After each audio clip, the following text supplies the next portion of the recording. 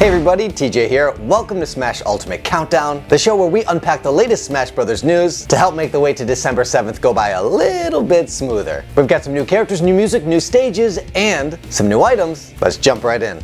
First up, we've got a character spotlight for Pichu. It's hard to believe that it's been 17 years since Pichu has graced the Smash stage. Now, I'm not gonna front here. I have never been a Pichu fan. I don't have really any strong opinions about Pichu. He seemed like a cash grab character in the very beginning because Pikachu is obviously the most popular Pokemon, and as you make more Pokemon beyond just the original 151, you have to find some compelling reason to make people care, and one way to do that is to connect them to Pokemon that people already are invested in. Pichu, with some of the other added baby forms or pre-evolution forms, they never really went over that well for me personally. Up until Smash Bros. Melee, I was able to pretty much just ignore Pichu's existence and just play through the Pokemon games without really giving him that much attention. But after he made his way into Melee, there was no denying it. I had to accept it. I had to admit that this was in fact a character that does exist. He's a little bit faster than Pikachu, and because he hasn't really figured out how to regulate all of his electricity, his attacks are a little bit more powerful, but they also then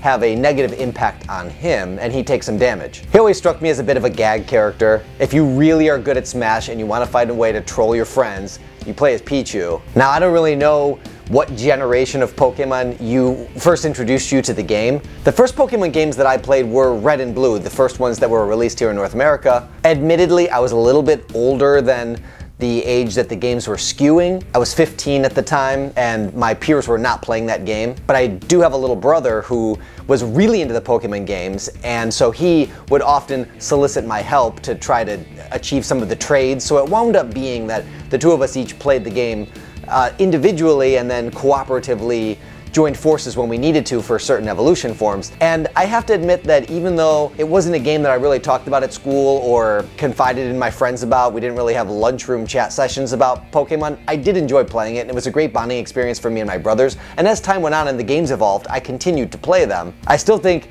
Gold and Silver are the gold standard. I played Silver. But in truth, for me, there's 151 Pokemon. That's it. Everything beyond that original set, they're just posers. Now, I don't say that to offend or insult those who came later into the series, but it's hard enough for the mind to really grasp. 151 at the time, when you're imagining Catch Them All, seemed so implausible, especially because there were a lot of barriers imposed to achieving that goal. And then you start adding like another 100 and another 100 and another 100, you got some 800 Pokemon. Who can keep track anymore? I honestly have not felt excitement about a new Pokemon introduced to the series in ever. I've never been excited about it. I'm perfectly happy to live in my little 151 world. I'm glad that the rest of them are out there for everyone who enjoys, but they ain't for me. Let me know in the comment section below which generation of Pokemon was the first you played, and what camp do you fall in? Are you the OG 151, or are you full on gotta catch them all and you just cannot get enough? Give me more Pokemon. I'm curious where people fall on this one. We've got a new Splatoon inspired stage, Moray Towers. I did get a chance to play this one at E3. It's a lot of fun. I like how there are angled platforms that you can play on. It does kind of change how you can access your opponent's hitboxes. That's fun. I've said it before, I really appreciate the aesthetic of Splatoon. I like the characters. I like the art style and art direction, so this stage is right up my alley, even though I really can't get into the Splatoon games. First-person shooters, not really my thing. My wife and my daughter love Splatoon, so we of course have it in the house. I've probably seen that Kelly and Marie Japanese concert on YouTube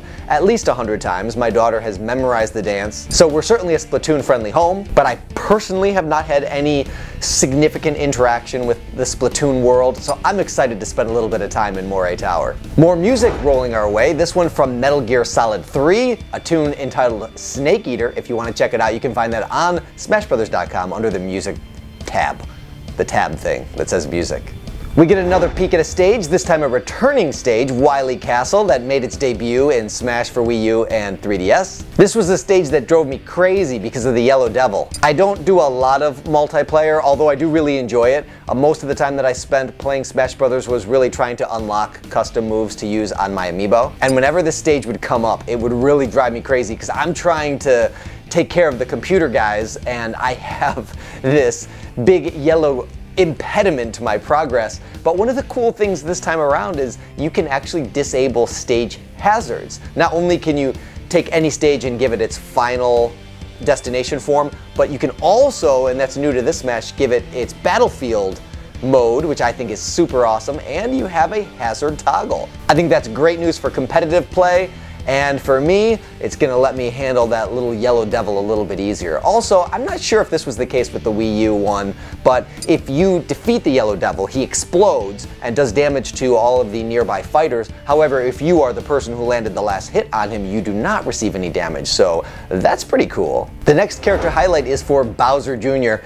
Bowser Jr. is one of the characters in Smash Bros. For Wii U and 3DS that I have enjoyed the most. I love the decision to put him in the clown car, and moreover, I just am so thrilled that instead of giving him different colors, they created alternate palette swaps as the Koopalings. I have a history with those Koopalings. I played against them in the original Super Mario Bros. 3 for the NES. I watched them in the cartoon. I have a really strong affinity for all 7 of those characters. Obviously, they were never going to be able to put all of them into Smash Bros. The way that they did with Super Mario Kart. So I feel like the decision to put them in the clown car and essentially make the clown car the central component of their fighting style. That way, the character that's in it really doesn't matter that much. They can all pretty much function exactly the same way without in any way making compromises to their characters. They all have unique voice acting, they all get their own name when they're selected. Bowser Jr. is far from my favorite character, but I will admit that I think I've probably had more fun related to Bowser Jr. from Smash Bros. Than any other character in the game. I always use them in Smash Chess.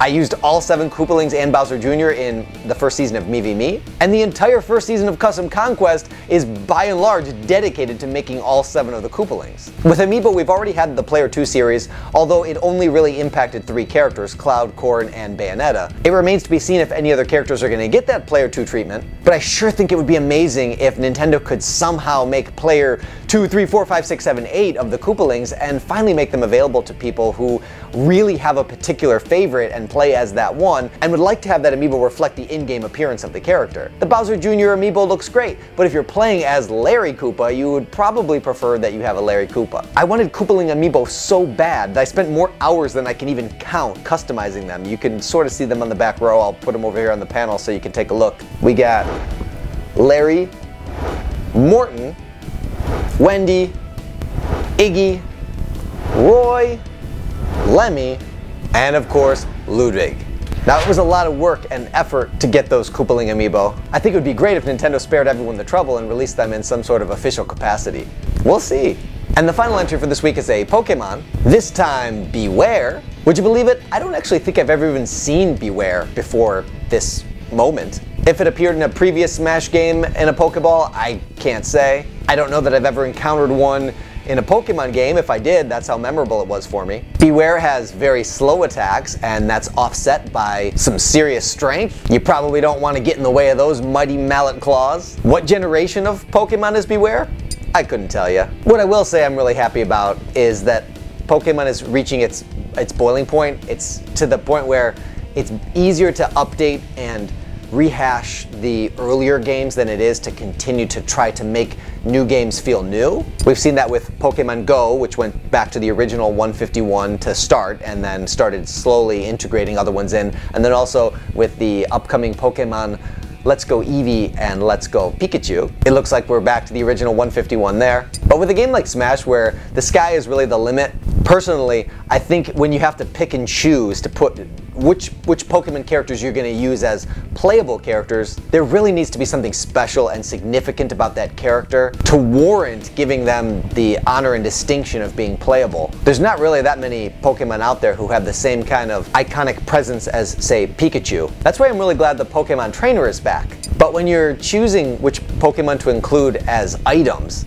we don't know what the final count is, we don't know how many unique Pokemon there are, but we do know it's gotta fall well short of however many 800 Pokemon there are out there. So I wonder what goes into it. I wonder if Sakurai just kind of goes down a list looking at Pokemon pictures to see which ones strike his fancy. Like, what gets Beware in this game? In a previous Smash Countdown, we went over Solgaleo and Lunala. Now, they make sense to me. Not only are they legendary Pokemon, but they appeared on the cover of the games. So I kind of, if I'm making Pokemon in these balls, I'm gonna go right down every single game and look and see who's on the cover and be like, yeah, that's probably the person I'm gonna put in there. They were on the cover of one of the games. They certainly deserve a spot in a Pokeball in Super Smash Bros. But then once you start getting into Pokemon that were not prominently featured on box art or prominently featured in a movie or have a unique contribution to the series in a way that stands out amongst the other hundreds of Pokemon that there are, I can't help but wonder how they make their decision. I'm still waiting to get that special announcement that Eevee is going to be a playable character.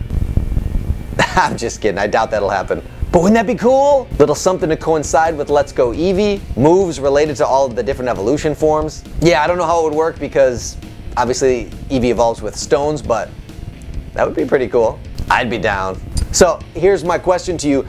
Let me know in the comment section below if you could choose one playable Pokemon character that is not a character in the game, who would it be? I'm going Eevee. And if you could pick a Pokemon to put into a Pokeball to have as an assist item, who'd you go with? For me, it's my favorite in-game pocket monster, Gyarados. If there's already a Gyarados in the game, oops. It's getting pretty hard to keep track at this point.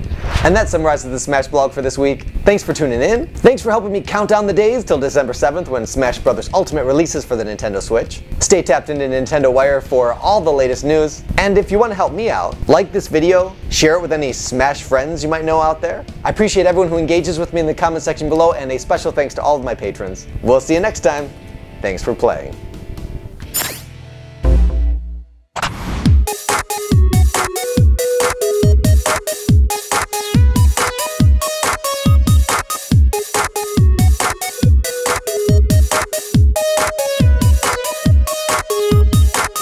What?